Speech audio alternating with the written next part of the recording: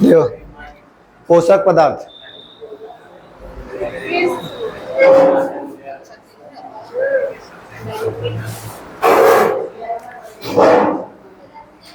देखो जिस भोजन का हम सेवन करते हैं उसमें अनेक तरह के रासायनिक पदार्थ होते हैं। जितना भी हम लोग मतलब कोई भी चीज भोजन कर रहे हैं उसमें बहुत सारे पोषक पदार्थ होते हैं। इस रासायनिक तत्वों को पोषक तत्व कहते हैं। जिसमें हम लोग जो भी चीज खाते हैं उससे हम लोग को जो भी चीज का फायदा होता है तो क्या होता है, रासायनिक तत्व एक पोषक के रूप में होता है। और इसको हम लोग कह सकते हैं कि ये हमारे जो पोषक तत्व भोजन में उपस्थित वे अदृश्य घटक है जिसकी आवश्यकता हमें शरीर की स्वास्थ्य बनाने रखने के लिए होती है। यानी कि जैसे हम लोग जो खाना खाते हैं तो उसमें पोषक पदार्थ दिखता नहीं है, ऐसे पता चलता है कि कार्बोहाइड्रेट यहाँ है, प्रोटीन यहाँ है, विटामिन यहाँ है, मिनरल्स यहाँ है, लोहा हुआ, उसको नहीं पता चलता है। तो सब है कि उसमें छुपा हुआ रहता है, लेकिन वो जो है हम लोग का शरीर का आवश्यक है। इसीलिए बोला जा रहा है कि भोजन में ये जो उपस्थित घटक अदृश्य है, यानी कि दिखता नहीं है, लेकिन जिसकी आवश्यकता हमारे शरीर को होती है और जो कि हम लोग का शरीर को स्वास्थ्य बनाए रखने में मदद करती है। तो हम लोग को शरीर के लिए क्या क्या जरूरत है, तो ऊर्जा हम लोग को चाहिए। तो कार्बोहाइड्रेट और वसा से हम लोग एनर्जी लेते हैं, ऊर्जा लेते हैं। अगर शरीर का निर्माण चाहिए यानी ग्रोथ चाहिए तो हम लोग को प्रोटीन और जल से हम लोग को ग्रोथ मिलता है। हम लोग का जो शरीर से प्रोटीन जो है, प्रोटीन क्या करता है, हम लोग को कोशिका बनाता है। और पूरा जल जो है तो हम लोग का शरीर का लगभग 60% भाग जो है वो जल का ही बना हुआ है ना। तो इसीलिए जो है हम लोग का शरीर में ग्रोथ के लिए वो भी जरूरत है। और रोग से यानी बीमारी से बचने के लिए हम लोग को क्या चाहिए, तो विटामिन और खनिज चाहिए। खनिज यानी कि जितना भी तत्व हो गया, चाहे वो आपका कैल्शियम हो गया, फास्फोरस हो गया, आपका लोहा यानी कि आयरन हो गया। हाँ, तो देखिए पोषक पदार्थ मनुष्य के शरीर में विभिन्न कार्य के लिए निम्नलिखित पोषक पदार्थ की आवश्यकता होती है। बहुत जितना भी अलग अलग काम है उसके लिए अलग अलग पोषक पदार्थ की आवश्यकता होती है। इसमें जैसे कार्बोहाइड्रेट, तो कार्बोहाइड्रेट का काम क्या होता है, हम लोग का शरीर में एनर्जी देने का काम करता है। कितना कैलोरी ऊर्जा देता है, एक ग्लूकोज 4.2 किलो कैलोरी एनर्जी देता है कार्बोहाइड्रेट जो, हाँ 4 प्रोटीन में होता है 4.2, प्रोटीन में होता है 4.2, चेक कर लीजिए। और कार्बोहाइड्रेट में 4.2 ही होता है शायद, उसमें भी कार्बोहाइड्रेट में भी जो आपका नहीं 4 पॉइंट कितना है, 4.2 है। देखिए प्रोटीन में और कार्बोहाइड्रेट में दोनों में जो आपका क्या बोलते हैं जो कैलोरी है वो आपका 4.2 किलो कैलोरी एनर्जी मिलता है 1 ग्राम में।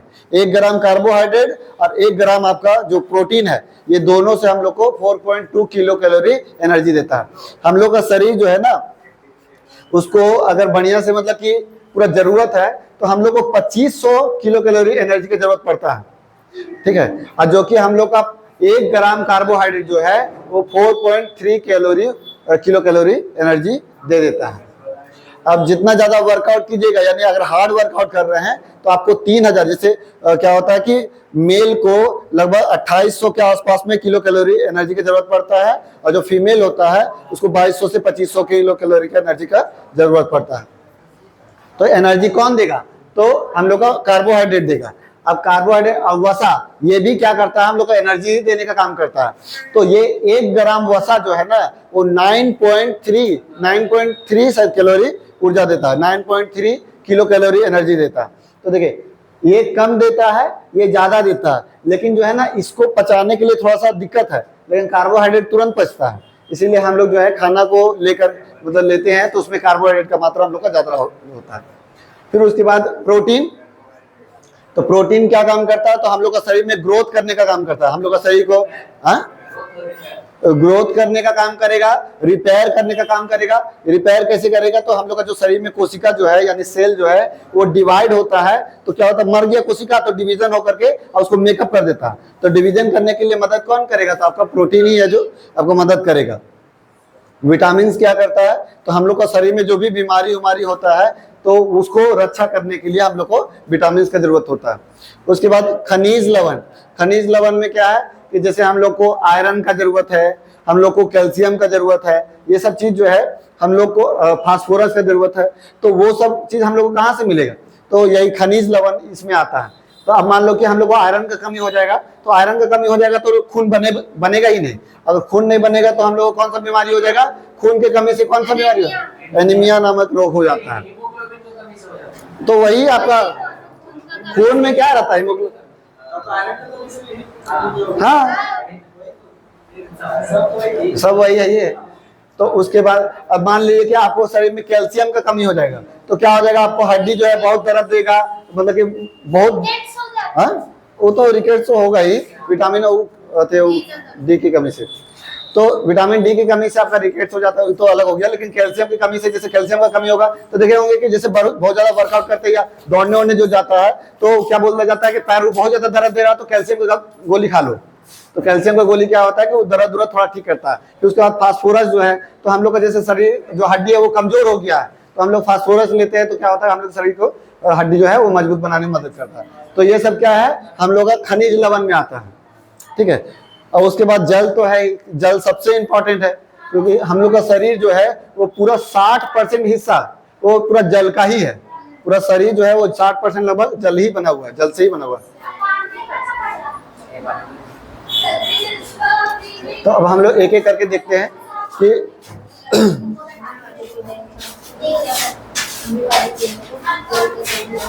देखिए, तो हम लोग का शरीर में जो है सबसे पहले कार्बोहाइड्रेट बनाते हैं।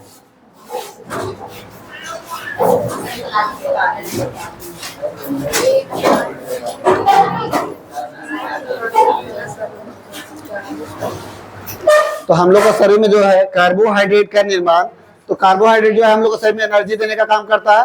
अब कार्बोहाइड्रेट से ही हम लोग को ग्लूकोज मिलता है। अब ग्लूकोज का हम सूत्र बताए थे, ग्लूकोज का सूत्र क्या होता है? C6O6। तो कहीं ना कहीं क्या है कि देखिए C मतलब क्या? कार्बन, H मतलब हाइड्रोजन और O मतलब ऑक्सीजन। तो इसको अगर 6, 12 और 6 है, इसको 6 के टेबल से काटते हैं तो 6 कम 6, 6 दूनी 12 और 6 कम 6, यानी जो हम लोग का कार्बोहाइड्रेट है उसमें कार्बन, हाइड्रोजन और ऑक्सीजन का, तो कार्बन का कितने है? एक गो, हाइड्रोजन का 2 गो और ऑक्सीजन का 1 गो। इसीलिए जो हम लोग का कार्बोहाइड्रेट में रेशियो जो बनता है कार्बन हाइड्रोजन और ऑक्सीजन का 1:1 के रेशियो में बनता है। ठीक है, केवल अनुपात में मिलकर के हम लोग का यौगिक बना हुआ होता है। और उसके बाद इसका जो मुख्य कार्य होता है, तो हम लोग का शरीर में जो एनर्जी देने का काम होता है वो कार्बोहाइड्रेट का ही काम होता है। इसकी मात्रा जो है आहार में सबसे ज्यादा होती है। हम लोग जो भी चीज खाते हैं उसमें सबसे ज्यादा कार्बोहाइड्रेट की मात्रा होती है।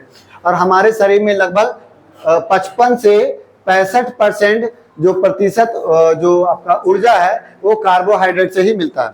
हम लोग का शरीर में जो है सबसे ज्यादा, मतलब कि हम लोग को एनर्जी जो है तुरंत चाहिए, तो तुरंत चाहिए तो हम लोग को कार्बोहाइड्रेट से ही तुरंत एनर्जी मिलेगा। अब तुरंत मिलेगा तो इसीलिए जो है हम लोग सबसे ज्यादा मात्रा में कार्बोहाइड्रेट लेते हैं। हम लोग जो भी खाना खाते हैं उसमें सबसे ज्यादा मात्रा पे कार्बोहाइड्रेट का होता है और यही जो है फटाक से हम लोग को एनर्जी देता है। क्योंकि प्रोटीन से भी एनर्जी मिलता है, लेकिन प्रोटीन पचाने में थोड़ा मुश्किल है। वसा से भी हम लोग को एनर्जी मिलता है, फैट से भी, लेकिन उसको पचाना थोड़ा मुश्किल है। लेकिन कार्बोहाइड्रेट पचाना जो है वो हम लोग आसान है, इसीलिए हम लोग कार्बोहाइड्रेट से 55 से 65% जो हम लोग को एनर्जी इसी से मिल जाता है। अब 1 ग्राम कार्बोहाइड्रेट जो है वो 4.2 किलो कैलोरी एनर्जी मिलता है। हम लोग का शरीर में कितना कैलोरी ऊर्जा की जरूरत है पर डे? 2500। और हाँ 2500, फीमेल में मान लो 2500 और मेल में मान लो 3000। हाँ 3000। ठीक है। अब इसीलिए आप देखिए 1 ग्राम, अगर 1 ग्राम कार्बोहाइड्रेट खाएंगे तो हम लोग को कितना एनर्जी मिलेगा? 4.2 किलो।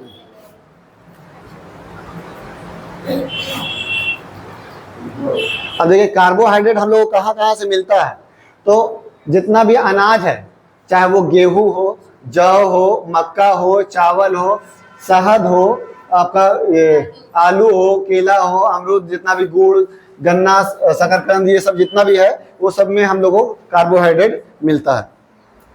तो अधिकतर जितना भी हम लोग खाना खाते हैं नॉर्मली, उससे हम लोग को ज्यादा मात्रा में कार्बोहाइड्रेट ही मिलता है, क्योंकि वो पचाना आसान है। अच्छा, ये भी है कि इसे शर्करा या शुगर भी मतलब कि कहते हैं, और इसलिए इसका स्वाद जो है वो मीठा होता है। हम लोग कैसे पता चलेगा कौन सा खाना में कार्बोहाइड्रेट है?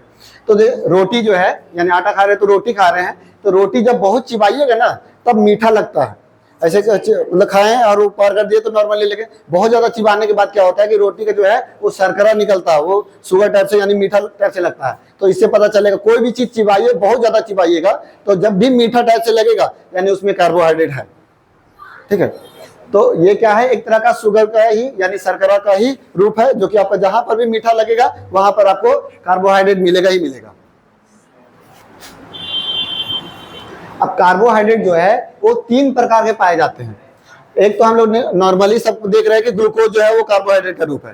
तो कार्बोहाइड्रेट जो है वो 3 प्रकार का होता है, एक आपका मोनोसेकेराइड, एक डाइसेकेराइड, एक पॉलीसेकेराइड। अब मोनो मतलब क्या होता है, सिंगल, डाई मतलब क्या होता है, 2, और पॉली मतलब होता है ज्यादा, बहुत ज्यादा। ठीक, तो जब एक कार्बोहाइड्रेट रहेगा तो उसको हम लोग मोनोसेकेराइड बोलेंगे। एक कार्बोहाइड्रेट जैसे ग्लूकोज का एक कार्बोहाइड्रेट है, ठीक है, तो वो आपका डाइसेकेराइड में आएगा, सॉरी मोनोसेकेराइड में। और डाइसेकेराइड में क्या होगा, जब 2 को मोनोसेकेराइड अगर मिलेगा तो डाइसेकेराइड बनेगा, और जब आपका ढेर सारा जब मिलेगा तो पॉलीसेकेराइड बनेगा। जैसे इसमें हम लोग एग्जांपल में देखे समझते हैं तो ज्यादा क्लियर होगा। देखिए मोनोसेकेराइड क्या, तो मोनोसेकेराइड यह एक ही प्रकार के कार्बन के अणुओं का बना हुआ होता है। ये सबसे सरल कार्बोहाइड्रेट है। जैसे हम लोग का ग्लूकोज जो है वो सबसे सरल कार्बोहाइड्रेट है, यानी हम लोग जब कार्बोहाइड्रेट को तोड़ते हैं तो सबसे सरल रूप हम लोग क्या मिलता है, ग्लूकोज मिलता है। तो यानी ग्लूकोज जो है हम लोग का सबसे सरल कार्बोहाइड्रेट है। तो यह जो है हम लोग का सबसे सरल कार्बोहाइड्रेट है। अब पाचन की क्रिया में इन्हें अंतिम रूप में प्राप्त किया जाता है। ये जो आपका मोनोसेकेराइड है या फिर कार्बोहाइड्रेट है वो हम लोग का अंतिम रूप में प्राप्त किया जाता है, जैसे कि ग्लूकोज, फ्रुक्टोज और ग्लैक्टोज। तो ये जो है ना हम लोग को पूरा सिंपल फॉर्म में, जैसे हम लोग जितना भी खाना खा रहे हैं तो जितना भी खाना खा रहे हैं उससे हम लोग को कार्बोहाइड्रेट मिल रहा है। तो कार्बोहाइड्रेट मिलेगा तो किस फॉर्म में मिलेगा, या तो ग्लूकोज के फॉर्म में मिलेगा, या फ्रुक्टोज के फॉर्म में मिलेगा, या ग्लैक्टोज के फॉर्म में मिलेगा। ठीक है, किसमें ग्लूकोज में, फ्रुक्टोज में और ग्लैक्टोज में। तो ग्लूकोज जैसे हम लोग देखें कि ग्लूकोज क्या करता है, तो ये आपका तुरंत इंस्टेंट एनर्जी देने का काम करता है। ये शरीर का ईंधन भी इसे कहा जाता है। जैसे हम लोग का शरीर में कभी भी क्या होता है कि मतलब कि अगर लो फील हो रहा, मतलब कि ब्लड प्रेशर जो भी मतलब कमजोरी टाइप से लग रहा है, तो हम लोग क्या करते हैं, तुरंत ग्लूकोज चढ़वाते हैं। ग्लूकोज चढ़ाने पर क्या होता है, तुरंत वो एनर्जी का प्रोड्यूस करता है, जिस कारण से हम लोग क्या होता है कि तुरंत हम लोग को एनर्जी मिल पाता है। ये ग्लूकोज हुआ। उसके बाद फ्रुक्टोज क्या है, तो जितना भी फल होता है ना, ऐसे हम लोग नॉर्मली खाना वाना खा रहे हैं तो हम लोग देख लिए ग्लूकोज मिलता है, लेकिन जितना भी फल खा रहे हैं तो फल में जो मीठा पदार्थ होता है वो किसका होता है, तो वो फ्रुक्टोज होता है। ठीक है, वो भी कहीं ना कहीं कार्बोहाइड्रेट का ही रूप है। इससे भी हम लोग को एनर्जी मिल रहा है इससे, लेकिन ये अनाज से हम लोग को कार्बोहाइड्रेट मिल रहा है, और इसमें जो है आपका जितना भी फल खा रहे हैं उसमें हम लोग को कार्बोहाइड्रेट मिल रहा है वो फ्रुक्टोज के रूप में। और जो आपका दूध जो होता है वो आपका ग्लैक्टोज के रूप में होता है। लैक्टो होता है ना दूध का, वो तो लैक्टोबैसिलस बैक्टीरिया, वो दूध को दही बनाने के लिए वो होता है। तो सिंपल सा है कि जब हम लोग का अनाज खाएंगे तो हम लोग को ग्लूकोज मिलेगा, और ये हम लोग को तुरंत एनर्जी देने का काम करता है। उसके बाद फ्रुक्टोज कहाँ मिलेगा, तो फल वाले जितना भी मीठा, यानी प्राकृतिक रूप से अगर कोई भी चीज मीठा मिल रहा है तो वो आपका फ्रुक्टोज के रूप में मिलेगा। जैसे शहद की शर्करा भी फ्रुक्टोज को कहते हैं। क्वेश्चन ये आता है कि शहद की शर्करा किसको बोलते हैं, ऑप्शन दे देगा ग्लूकोज, फ्रुक्टोज और ग्लैक्टोज, तो हम लोग को फ्रुक्टोज मानना है। ठीक है, फिर उसके बाद ग्लैक्टोज क्या होता है, तो ये आमतौर पर प्रकृति में एक अन्य शर्कराओं के साथ मिलकर पाया जाता है। ये खास करके कहाँ मिलेगा, तो डेयरी उत्पादन यानी दूध से रिलेटेड जितना भी रहेगा ना, क्योंकि लैक्टो जो है वो दूध से रिलेटेड है। तो जहां जहां दूध से रिलेटेड रहेगा, जैसे कि दूध हो गया, मक्खन हो गया, खट्टी क्रीम हो गया, फिर उसके बाद आइसक्रीम हो गया, दही हो गया, दही, ये सब क्या है, लैक्टोज के रूप में ग्लैक्टोज के सबसे अच्छे खाद्य स्रोत है।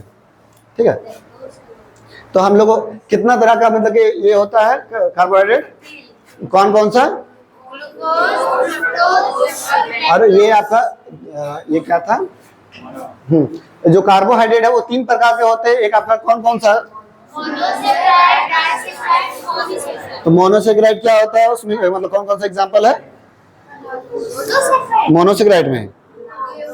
ग्लूकोज, फ्रुक्टोज, गैलेक्टोज, ग्लूकोज, हाँ क्योंकि हाँ राइबोज मोनोसेक्राइड का होगा, ठीक है। राइबोज भी एक है जो आपका मोनोसेक्राइड का एग्जांपल है। ये कहाँ मिलेगा? अच्छा राइबोज, वो राइबोसोम वाला वो,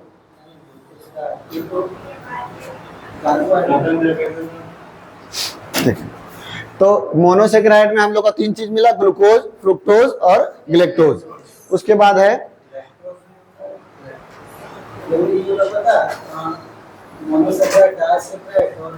पॉलीसेक्राइड। हाँ लेकिन मेजर करके यही आता है ज्यादा करके, इसीलिए इस तरीके से नोट्स बना हुआ है।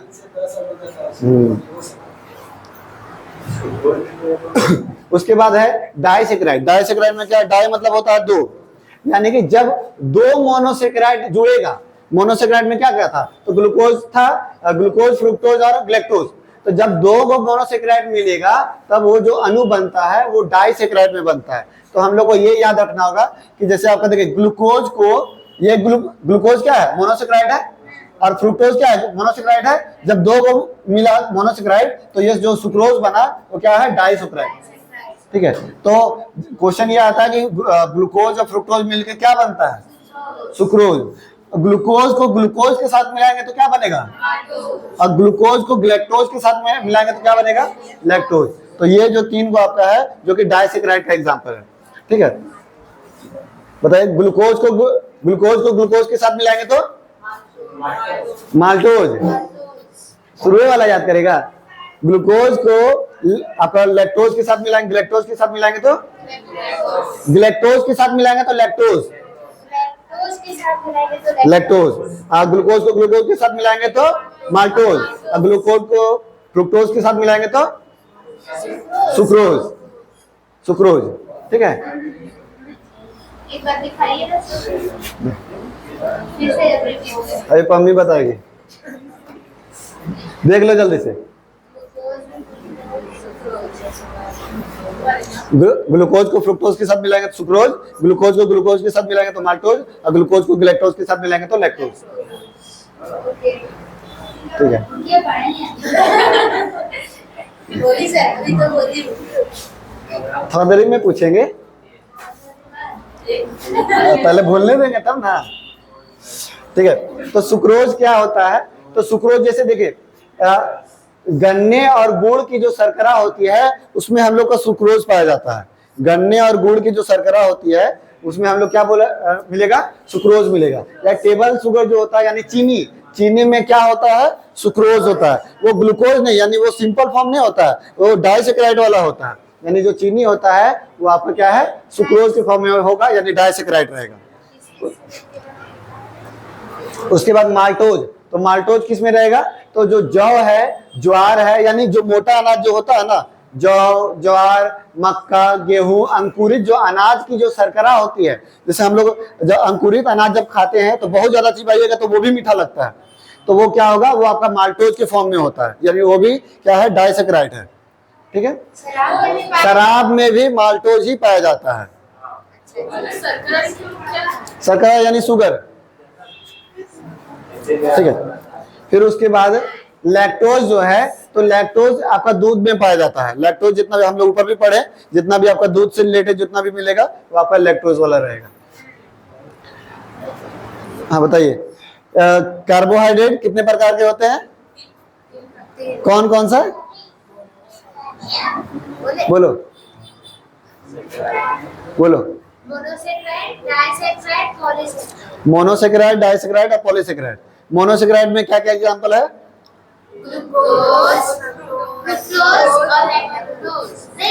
ग्लैक्टोज, ठीक है। वो एक कार्बोहाइड्रेट का रहता है, वो मतलब सिंगल वाला रहता है, सबसे सिंपल रूप रहता है, और उसमें ये तीनों में भी सबसे सिंपल रूप है ग्लूकोज, है ना।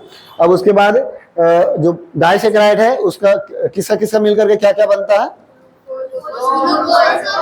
ग्लूकोज को ग्लूकोज के साथ मिलाएंगे तो ग्लूकोज को फ्रुक्टोज के साथ मिलाएंगे तो, और ग्लूकोज को लैक्टोज के साथ मिलाएंगे तो लैक्टोज। जो लैक्टोज जो आपका होता है वो कहाँ पर पाया जाता है? दूध से रिलेटेड जितना भी है उसमें पाया जाएगा। अब आते हैं पॉलीसेकेराइड, ठीक है।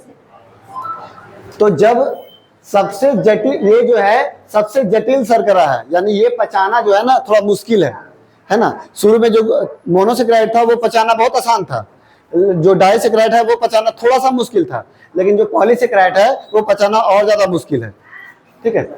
इसमें इसके निर्माण में दो से अधिक मोनोसेकेराइड का भाग होता है, यानी कि जब दो या दो से अधिक मोनोसेकेराइड मिले, दो को मिलेगा तब हम लोग तो नॉर्मल देखे डाइसेकेराइड, जब दो से अधिक मिलेगा तो क्या होगा? ये पॉलीसेकेराइड बन जाएगा। और हम लोग का भोजन जैसे यह जो है भोजन को संचित यानी स्टोर करने का कार्य करता है। ये जो डाइसेकेराइड है, सॉरी पॉलीसेकेराइड जो है वो क्या करता है कि यहाँ का भोजन को स्टोर करने का काम करता है। जैसे कि आपका देखिए स्टार्च, तो स्टार्च क्या करता था? हम लोग पेड़ पौधा में पढ़े थे कि जो जड़ में स्टार्च पाया जाता है, कि भोजन जो है जब पेड़ पौधा दिन को बनाता है तो उसको रात को यूज करने के लिए वो क्या करता है? स्टार्च के रूप में जमा करके रखता है और उसको फिर रात को यूज करता है। मंड जो जमा करता था उसको क्या बोलते थे? स्टार्च ही बोलते हैं, स्टार्च में ही जमा करता है। नहीं सर, जो जमा करता था उसका क्या नाम था? जो कोई जमा करता था, पता नहीं आप क्या पूछ रहे हैं, ठीक है। तो ये स्टार्च जो हो गया, ये क्या होता है? तो स्टार्च पौधे में पाए जाने वाला सबसे आम खाद्य भंडारण पॉलीसेकेराइड है। खाद्य भंडारण मतलब खाना को स्टोर करने वाला आपका चीज है। उसके बाद सेल्यूलोज भी जो है पचाना मुश्किल है, सेल्यूलोज भी पचाना मुश्किल है, हम लोग नहीं पचा सकते हैं। जो जानवर होता है उन लोग क्या करता है कि जुबाली कर करके, मतलब कि चिबा चिबा के पहले तो वो खा लिया, फिर पेट से थोड़ा थोड़ा निकाल करके वो जुबाली कर करके और क्या करता है? पचाने का काम करता है। तो वो जो है सेल्यूलोज को पचाता है। तो सेल्यूलोज जो है वो पौधे में पाए जाने वाला एक अन्य महत्वपूर्ण पॉलीसेकेराइड का एग्जाम्पल है, ठीक है। अवर्णित लवक, वही सब था ना जो अरे जमा कर रहा था। हाँ ठीक ठीक,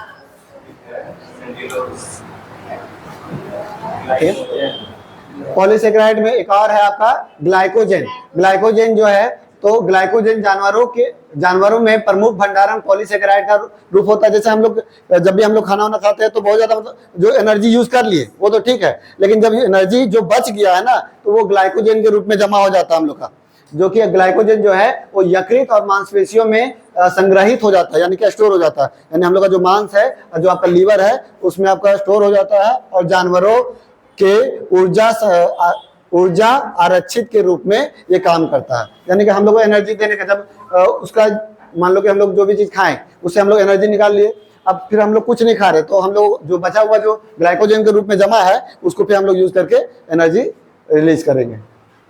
फिर काइटिन क्या है? हाँ नहीं, ये चर्बी नहीं, हाँ वो काइटिन तो ये कवक का है आपका, कवक का जो कोशिका भित्ति होता है सो। ग्लाइकोजन पूछ रहे, क्या पूछ रहे? चर्बी तो फैट होता है नहीं, वो फैट नहीं, वो ग्लाइकोजन और फैट दोनों अलग अलग है, ठीक है। क्योंकि हम भी ये चीज सर्च कर रहे थे, क्योंकि हम भी देखे कि ऐसे नॉर्मली हम लोग देखते हैं कि कार्बोहाइड्रेट जमा होता है तो फैट बन जाता है, लेकिन ग्लाइकोजन जो है ना वो अलग है, वो स्टोर करके रखता है वो अलग से। फिर उसके बाद काइटिन जो है, तो काइटिन क्या है? काइटिन एक नाइट्रोजन युक्त कार्बोहाइड्रेट है। देखिए ये जो है क्या है? एक नाइट्रोजन युक्त, यानी कि नाइट्रोजन इसमें रखा होता है। हम लोग जितना भी कार्बोहाइड्रेट देखे थे तो उसमें क्या क्या था? तो कार्बन था, हाइड्रोजन था और ऑक्सीजन था। उसका रेशियो क्या क्या था? 1:1। लेकिन इसमें जो है देखिए नाइट्रोजन भी है, ये है जो इसमें नाइट्रोजन भी है, और इसका मुख्य रूप से कवक में पाया जाता है। तो कवक का जो कोशिका भित्ति हम लोग पहले भी पढ़े हैं, तो कवक का कोशिका भित्ति किसका बना हुआ होता है? सेल वॉल जो है वो काइटिन का बना हुआ होता है, ठीक है। जो बैक्टीरिया का यानी जीवाणु का कोशिका भित्ति किसका बना हुआ होता है? पेप्टिडोग्लाइकिन का, ठीक है। और हम लोग का जो कोशिका भित्ति है यानी कोशिका झिल्ली वो किसका बना होता है? तो लिपिड का बना होता है, लिपिड और प्रोटीन का। अब हम लोग वसा यानी फैट। तो वसा क्या है? वसा अर्थात चिकनाई शरीर को क्रियाशील बनाने के लिए सहयोगी करता है। वसा जो है शरीर के लिए उपयोगी है, क्योंकि किंतु इसका अधिकता मतलब बहुत ज्यादा जब वसा हो जाएगा शरीर में, बहुत ज्यादा फैट हो जाएगा तो वो भी हम लोग के लिए नुकसान है। लेकिन एकदम भी ऐसा नहीं होना चाहिए कि पूरा फैट है ही नहीं, पूरा मतलब कि थोड़ा थोड़ा होना चाहिए। इससे क्या होता है कि जैसे फैट जो है वो हम लोग का शरीर में क्या काम करता है, तो ये जो है हम लोग का टेम्परेचर को कंट्रोल करके रखता है। उसके बाद जिसको मतलब कि फैट जिसका ज्यादा है वो उसको जल्दी मतलब ठंडा उंडा से भी बचता है, क्योंकि जैसे है कि पतला है तो उसमें क्या होगा कि ठंडा लगेगा तो मांस के तुरंत अंदर चल जाएगा, लेकिन हम लोग जैसे है उसमें तो जल्दी जल्दी ठंडा लगेगा। लेकिन और कोई एग्जांपल है? इसको छोड़ दो। उसमें जो है क्या होगा कि आपका उसको ठंडा जो है वो थोड़ा सा लेट से लगता है, यानी कि मांस अगर मोटा रहेगा उसमें चर्बी बना हुआ रहेगा तो उससे क्या होगा, ये आपका ठंडा कम लगेगा।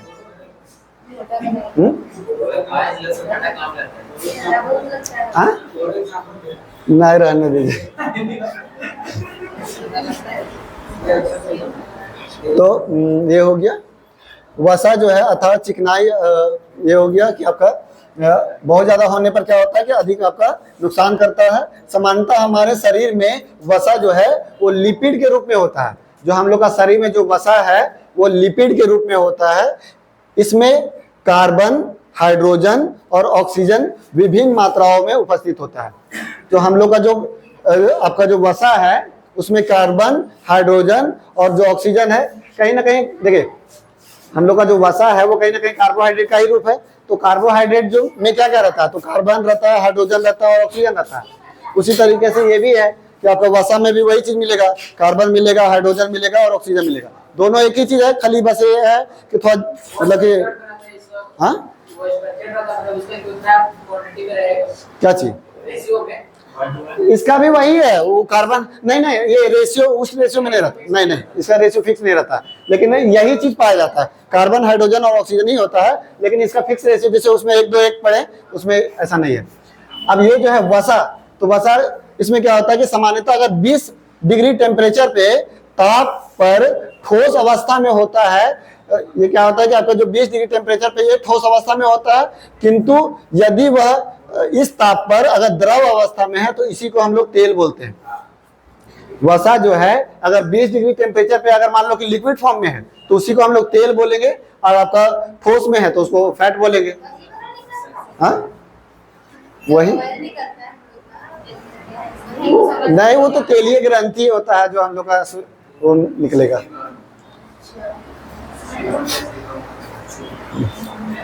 ये होता है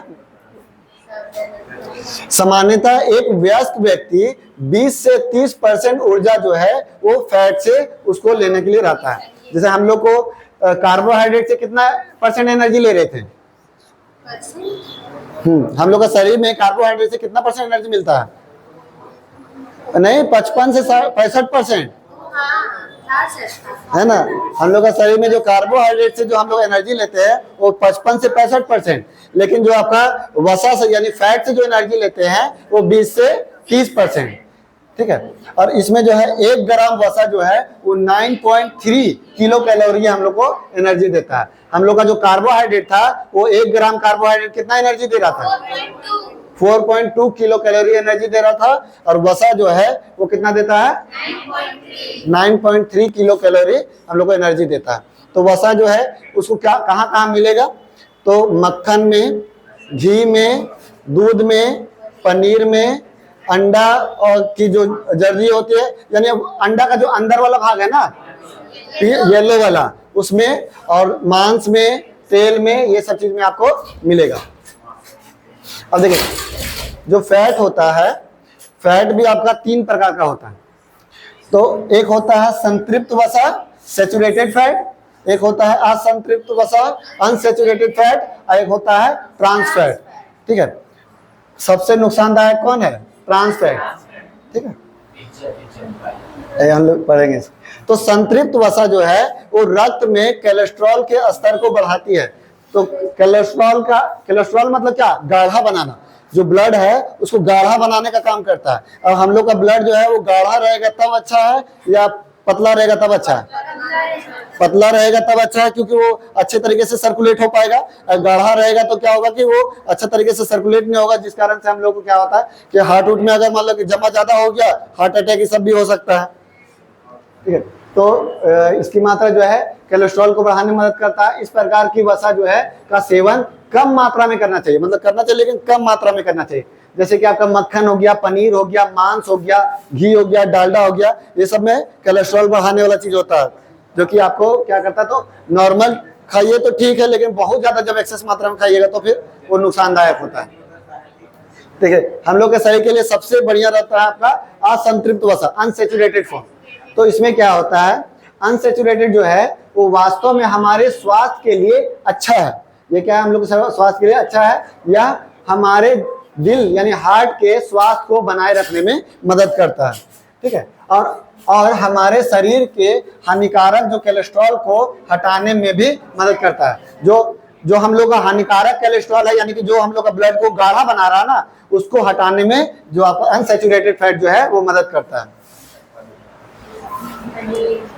ठीक है, और हाँ, उसके बाद ये जो है वो कहाँ से मिलेगा, तो मूंगफली का जो तेल होता है, जो सोयाबीन का तेल होता है, जैसे हम लोग जो रिफाइन यूज करते हैं, तो सोयाबीन ऑयल जो है वो ज्यादा करके घर में यूज करते हैं। तो क्या होता है वो ठीक है, लेकिन वही आपका जो इधर दुकान में जितना भी है समोसा वमोसा, वो पाम ऑयल होता है, तो जिस कारण से वो बहुत हानिकारक है।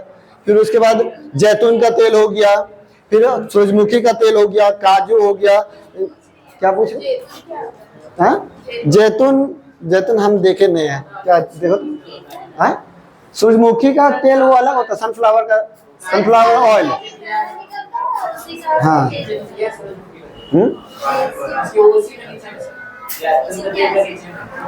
कहाँ पर जी?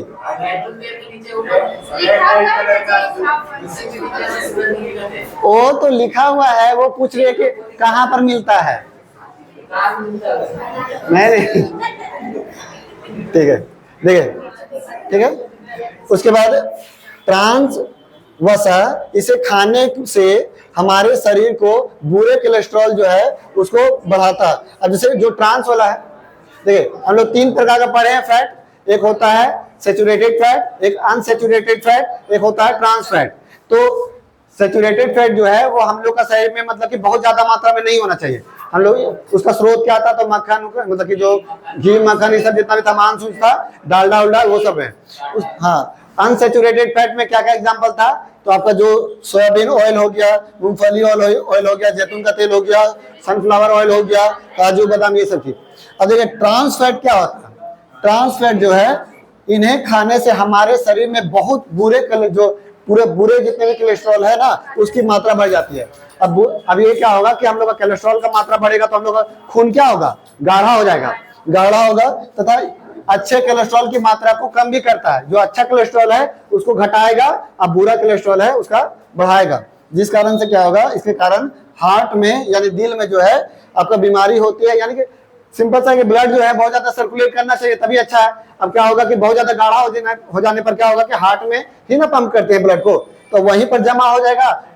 अब मान लीजिए कोई पाइप है, अब पाइप में पानी डाले हुए हैं और एक आपका जेली टाइप से कुछ डाले हुए हैं, तो जेली वाला जल्दी पार नहीं होगा, लेकिन पानी वाला तुरंत पार हो जाएगा। तो इसीलिए जेली टाइप से नहीं रहना चाहिए, तो वो क्या होगा कि दिक्कत करेगा हार्ट को प्रेशर देने में। तो इसीलिए जो है, इसी के कारण हम लोग को क्या होता है कि हार्ट अटैक, जब बहुत ज्यादा कोलेस्ट्रॉल बढ़ जाता है तो हम लोग को हार्ट अटैक की सब बीमारी होता है।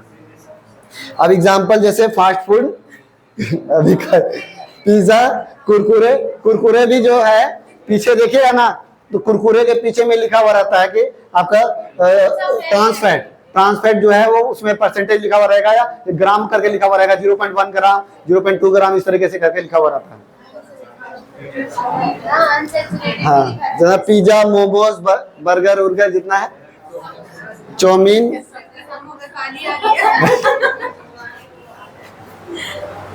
नहीं आज के बाद बोल सकते हैं, सावन आ रहा है, कुछ दिन बाद बोल लीजिए। वसा के कार्य, तो वसा जो है हम लोग का शरीर में क्यों होना चाहिए, तो यह आमतौर पर क्या करता है, हम लोग का शरीर में ऊर्जा को संग्रहित करके रखता है, यानी कि ऊर्जा को, एनर्जी को स्टोर करके रखता है।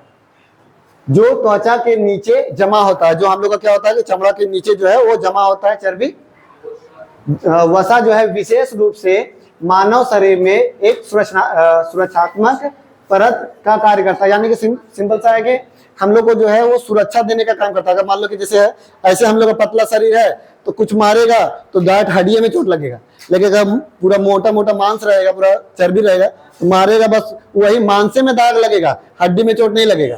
तो इसीलिए क्या होता है कि अगर ज्यादा चर्बी है तो क्या होगा कि अंदर में चोट नहीं लगता है। तो हम लोग को शरीर को क्या करता है, बाहरी से रक्षा देने का काम करता है। बोल रही है जैसी होना चाहिए। हाँ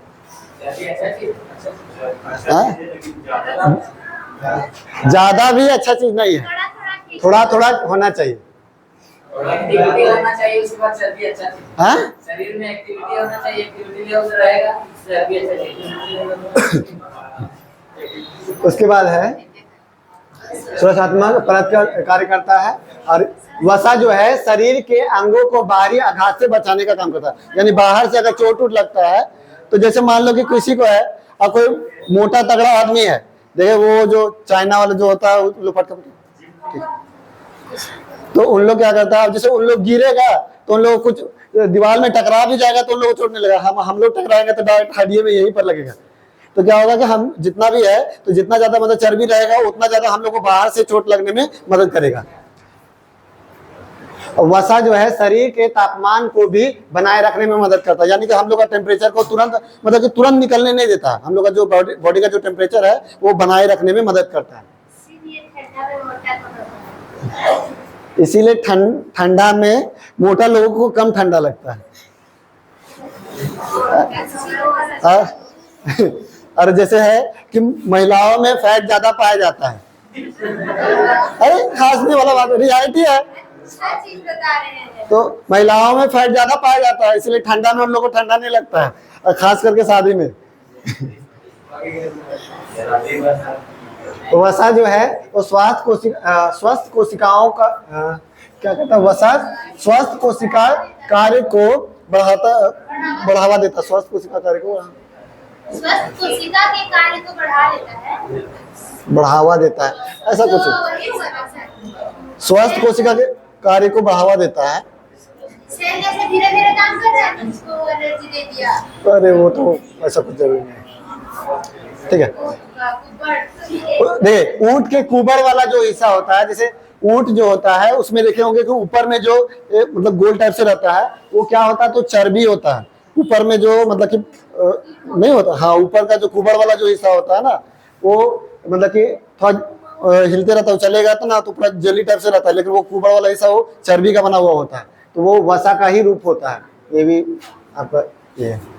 फिर प्रोटीन, अब प्रोटीन हम लोग का क्या है, तो प्रोटीन एक जटिल कार्बनिक पदार्थ है। तो देखिए सबसे हम लोग का सिंपल था क्या, कार्बोहाइड्रेट। अब प्रोटीन जो है वो हम लोग का क्या है, एक जटिल कार्बनिक पदार्थ है जिसका गठन जो है कार्बन, हाइड्रोजन, ऑक्सीजन और नाइट्रोजन। देखिए हम लोग फैट में पढ़े और जो कार्बोहाइड्रेट में पढ़े, ये दोनों में क्या था, तो कार्बन था, हाइड्रोजन था और ऑक्सीजन था। लेकिन जब प्रोटीन मिलेगा ना तो वहां पर नाइट्रोजन भी मिलेगा। ठीक है, प्रोटीन जहां मिलेगा वहां पर नाइट्रोजन भी मिलेगा, तो नाइट्रोजन तत्वों के अणुओं से मिलकर के बनता है। ठीक है, शरीर की जो आवश्यक सभी प्रोटीन का निर्माण जो है 20 प्रकार के अमीनो अम्ल से होता है। हम लोग उधर भी पढ़े थे कि जो हम लोग का प्रोटीन है वो अमीनो अम्ल में टूटता है। जो हम लोग का जो ग्लूकोज था, वो क्या बोलते, कार्बोहाइड्रेट जो था वो ग्लूकोज के रूप में टूट रहा था, जो प्रोटीन था वो अमीनो अम्ल में टूट रहा था। तो यानी कि हम लोग का जो शरीर में कितने प्रकार के अमीनो अम्ल की जरूरत होती है, तो 20 प्रकार के अमीनो अम्ल की जरूरत होती है।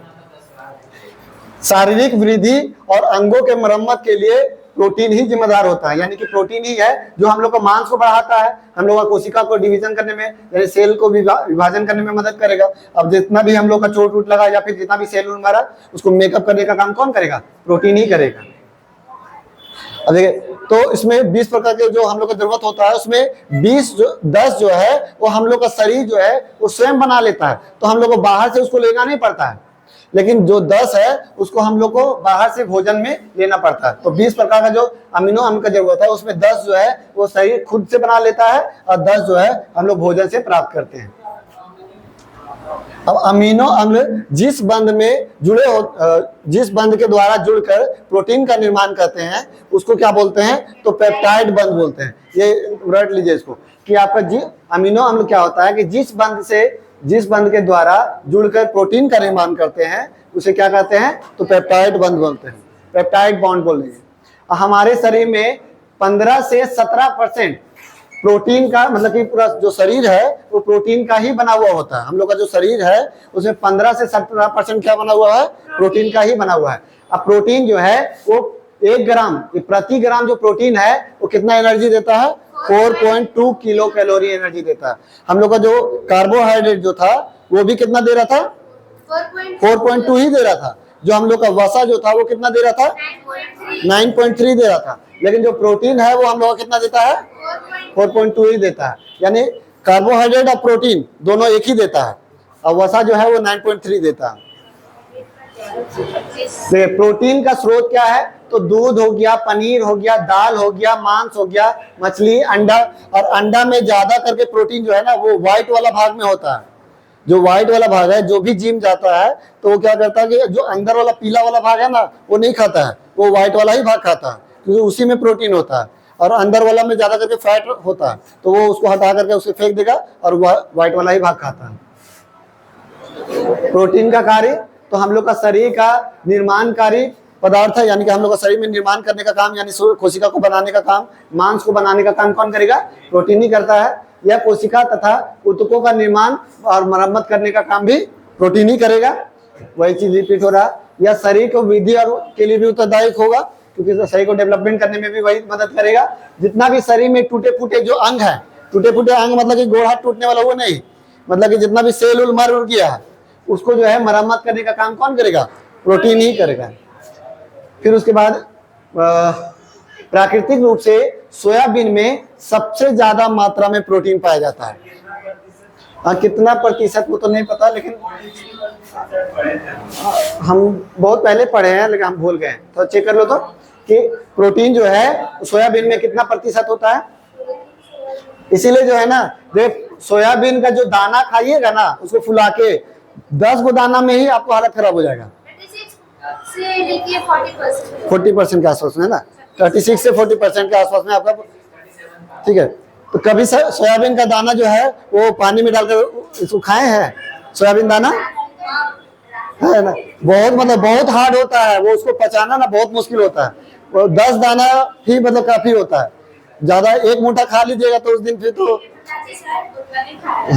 सोयाबीन का जो दाना होता है ना, सोयाबीन वो सोयाबीन नहीं, सोयाबीन दाना होता है छोटा छोटा, हाँ जैसे मटर होता है ना उस तरीके से सोयाबीन दाना होता है, उसको पानी में फुला करके खाया जाता है। तो 10 दाना ही काफी होता है, बहुत प्रोटीन होता है उसमें। तो यही है क्या, ये क्या है, ठीक है। तो प्रोटीन जो है, अब हम लोग का शरीर में कहाँ कहाँ पर कौन कौन सा प्रोटीन होता है वो चीज देखते हैं। तो देखिए ब्लड में 3 प्रकार के प्रोटीन पाए जाते हैं मेजर करके हम लोग, हीमोग्लोबिन, एक फाइब्रिनोजेन, एक प्रोथ्रोम्बिन, ठीक है, ये हम लोग पहले भी पढ़े थे। फिर उसके बाद हड्डी में क्या होता है, तो कोलेजन। तो हम लोग का शरीर में सबसे ज्यादा मात्रा में प्रोटीन पाने वाला जो कौन सा प्रोटीन होता है, तो कोलेजन ही होता है, क्योंकि हम लोग का शरीर जो है वो हड्डी का ही बना हुआ है अधिकतर। तो हड्डी में कौन सा प्रोटीन होगा, कोलेजन नामक प्रोटीन होता है। मांसपेशी में जो है कौन सा प्रोटीन होता है, तो एक्टिन और मायोसिन, ये इंपॉर्टेंट है, देखिए इसको याद कर लीजिए। मायोसिन और एक्टिन, ये क्या होता है, एग्जाम में डायरेक्ट आता है कि मांसपेशी में कौन सा प्रोटीन होता है। ये तीन गो ऑप्शन ये दे देगा, चौथा ये दे देगा, एक्टिन और मायोसिन, ये जो है हम लोग का मांसपेशी में प्रोटीन होता है। गेहूं में कौन सा प्रोटीन होता है, ग्लूटेन, ग्लूटेन जो है वो गेहूं में प्रोटीन होता है। गाजर में कौन सा प्रोटीन होता है, कैरोटीन। अंडा में कौन सा प्रोटीन होता है, तो देखिए सफेद वाला भाग में एल्ब्यूमिन, सफेद वाला भाग में एल्ब्यूमिन, और पीला वाला भाग में विटेलिन, ठीक है, विटेलिन जो आपका। अब दूध में कौन सा प्रोटीन होता है, कैसीन। और उसके बाद ये आपका भोजन वाला से हो गया, ठीक है। उसके बाद जो हम लोग का बाल है, तो बाल में जो है अल्फा कैरेटिन नामक प्रोटीन होता है बाल में, या खुर जो नाखून होता है, और खुर क्या होता है, जो ये क्या बोलते हैं, घोड़ा का जो या गाय का जो आगे का जो हिस्सा होता है पैर में, तो वो उसको खुर बोलते हैं, ठीक है। और ये जो सींग होता है ये सब क्या है, अल्फा कैरोटीन नामक प्रोटीन का, केराटिन नामक प्रोटीन का होता है। और देखिए कोलेजन, कोलेजन किस में मिल रहा था, हड्डी में, और इसमें जो सबसे ज्यादा शरीर में पाया जाने वाला प्रोटीन होता है। अब देखें, फ्री फायर में देखा है, देखें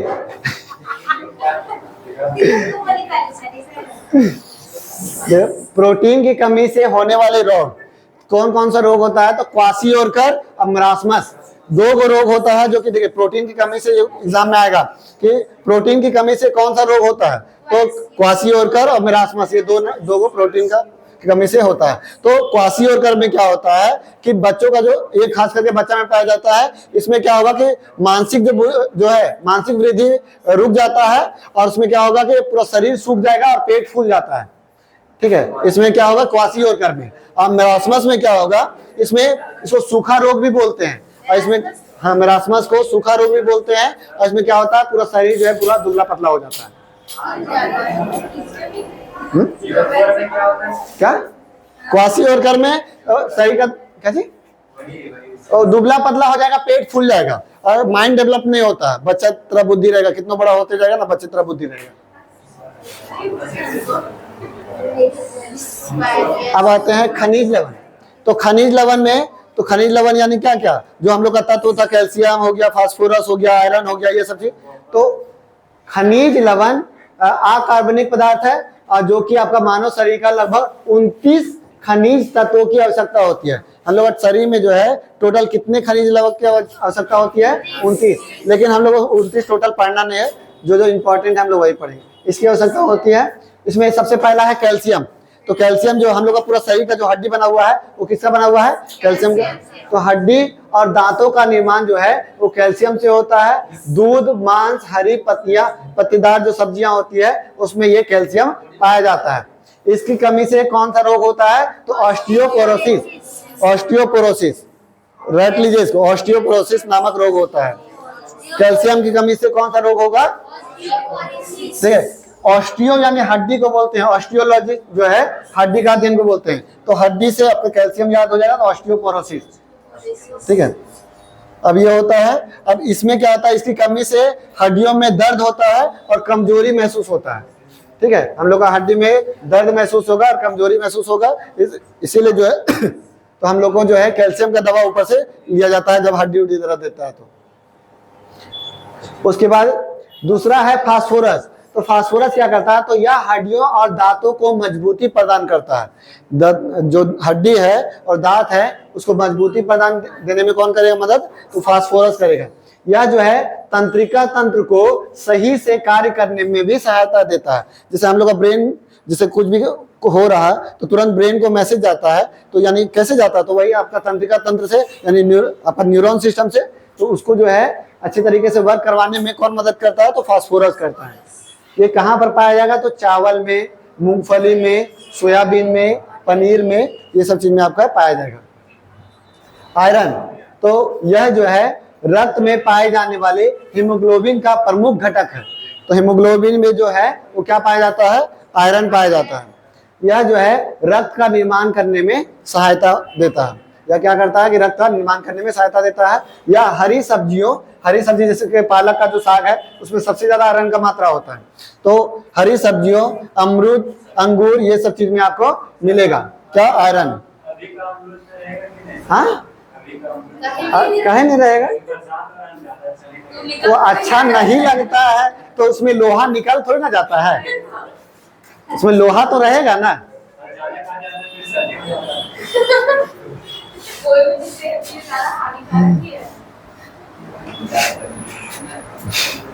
बोलो सर्दी नहीं हो जाता, बोलो म्यूकस बढ़ जाता है।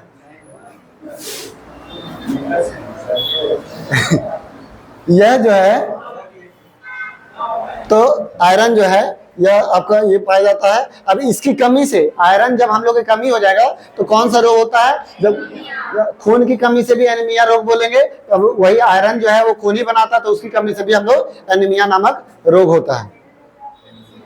उसके बाद आयोडीन। आयोडीन जो है तो यह थायराइड ग्रंथि को, थायराइड ग्रंथि यहाँ पर पाया जाता है गला में, से कार्य करने में मदद करता है। आयोडीन की कमी से घेंगा नामक रोग होता है। हम लोग का आयोडीन कहाँ पर मिलता है, किसमें मिलता है?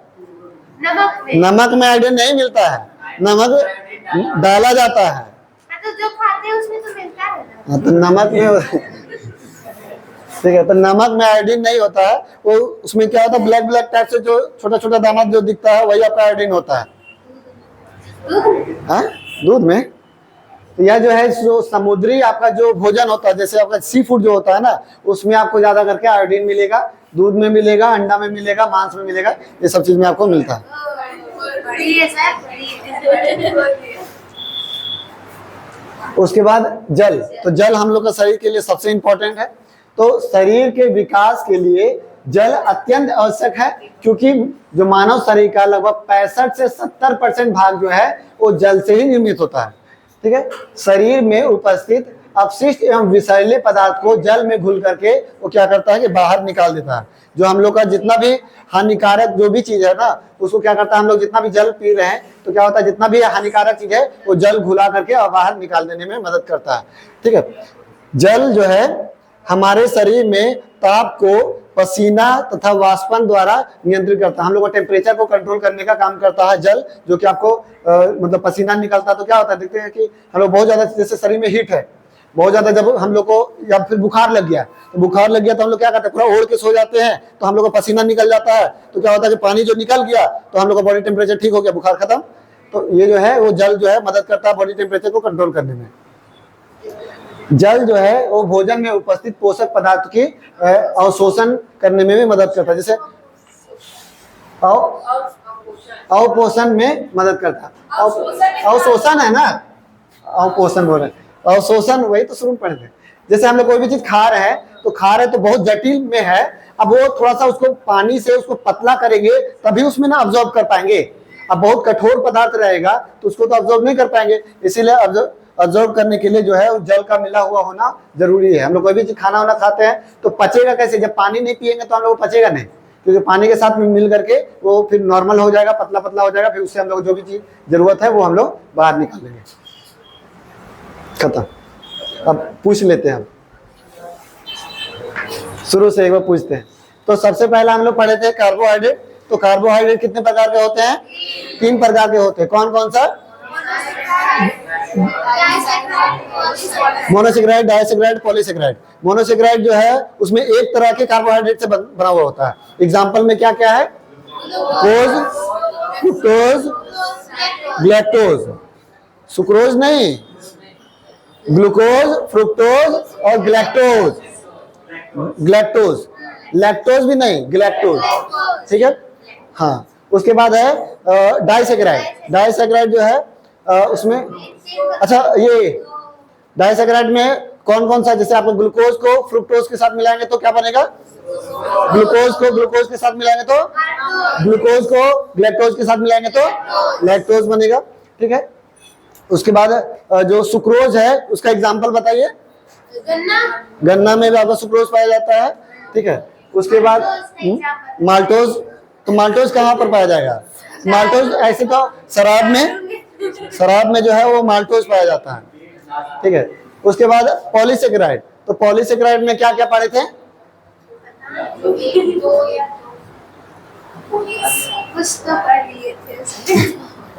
पहले तो हम लोग स्टार्च पढ़े थे, फिर उसके बाद राइबोसोम पढ़े थे। राइबोसोम बोले क्या, अरे रुको जी, स्टार्च पढ़े, और जो चिबाता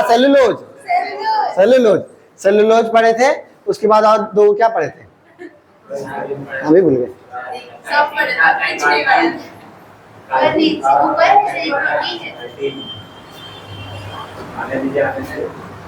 गाड़ी है, हाँ। स्टार्च हो गया, सेलुलोज हो गया, ग्लाइकोजेन और काइटिन।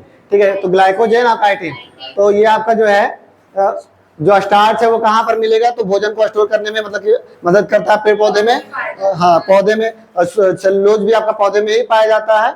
उसके बाद जो क्या है, ग्लाइकोजेन जो है तो हम लोग जो भी मतलब कार्बोहाइड्रेट एनर्जी यूज कर लिए तो उसके बाद जो बचता है वो चमड़ा मतलब कि मांस में और जो लीवर में वो स्टोर करके रखने का काम करता है। उसके बाद एक और क्या था, काइटिन जो है वो उसका तो किसका नहीं, जो आपका कवक है उसकी कोशिका भित्ति किसका बना हुआ होता है, काइटिन का बना। कवक यानी कि फंगस, फंगी ना होगा, फंगी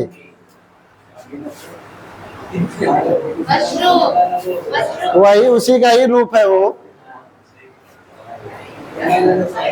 फिर उसके बाद फैट, तो फैट जो है वो कितने प्रकार का पढ़े थे, 3 प्रकार का। कौन कौन सा था, ट्रांस फैट, ट्रांसपेरेंट नहीं ट्रांसफैट ठीक है। तो सैचुरेटेड यानी संतृप्त वसा, तो उसमें क्या क्या था वो पनीर था।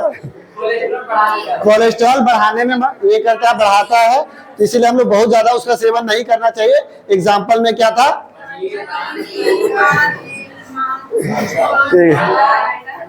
डालडा था। उसके बाद अनसैचुरेटेड, उसमें जो है वो क्या काम करता है, यानी कि अच्छे कोलेस्ट्रॉल को बढ़ाता है ना। कोलेस्ट्रॉल नहीं बढ़ाता है, कोलेस्ट्रॉल खत्म करता है। अच्छा कोलेस्ट्रॉल इसमें लिखा है। हाँ, उसका एग्जाम्पल क्या है,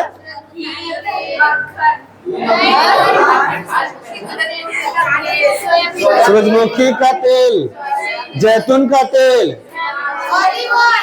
सोयाबीन का तेल, काजू, बादाम। उसके बाद है ये और ट्रांस फैट, तो ट्रांस फैट किस में पाया जाता है, जितना भी फास्ट फूड है, कुरकुरे, चिप्स, पिज्जा, ठीक है, तो उसका काम क्या होता है, अच्छा कोलेस्ट्रॉल को खत्म करना और बुरा कोलेस्ट्रॉल है उसको बढ़ाना, बुरा कोलेस्ट्रॉल ठीक है, बुरा कोलेस्ट्रॉल को बढ़ाना, ठीक है। उसके बाद और क्या था, खनिज लवक ना, तो खनिज लवक में टोटल हमारे शरीर में कितने प्रकार के, 29 प्रकार के जो खनिज लवक की जरूरत है। उसमें सबसे पहला आपका आयरन, कैल्शियम, ठीक है, चलो कैल्शियम से ही। तो कैल्शियम में जो है, तो कैल्शियम जो है उसमें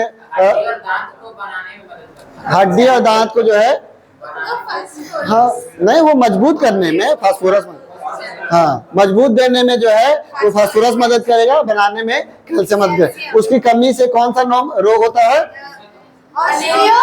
बुलोसिस, ऑस्टियोबुलोसिस।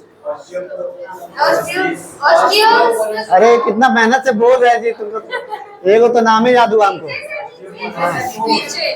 ऑस्टियोबुलोसिस।